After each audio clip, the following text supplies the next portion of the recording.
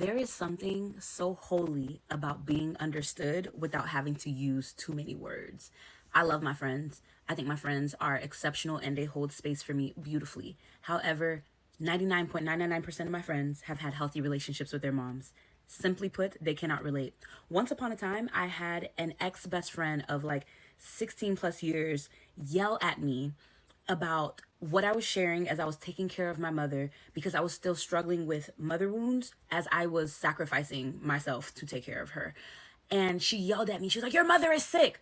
Yeah, bitch, and she still hurt my feelings. What the fuck are we talking? What does that got to do with the price of tea in China? She just could not understand how I could still have all this hurt from all the pain that my mother caused me over the years. So the beauty of talking to someone that gets it.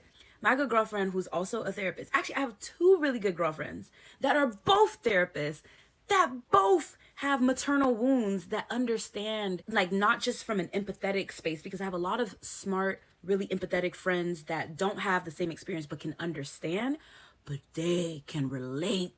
Like, it's one thing for someone to be like, yeah, I understand. And when you have so much pain, you're like, there's no way you could possibly understand. But when someone is in the trenches with you, you're like, oh, soldier, is that you?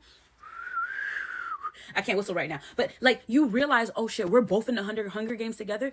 I realize with certain people, you don't have to explain. You don't have to be like, it's just really hard. They're like, girl, I get it. You say two words and they're like, and then it's like that silent tear, and you both are just like, because we sit here and we wonder, why did we have to get these moms? Why did we have to have these experiences? And it's so fucked up.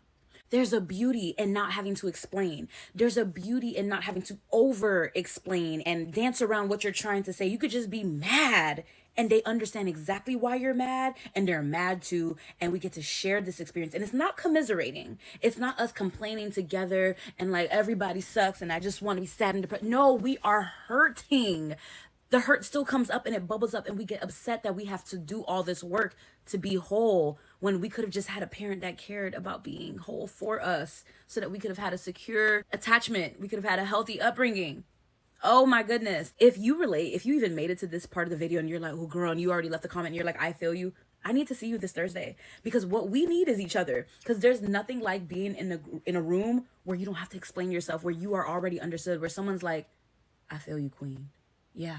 Because some of our mothers fell short, and a lot of us are still grieving what that looks like, even at our big age in our 20s, 30s, 40s, and beyond. So I hope to see you on Thursday. I love you, mean it. Bye.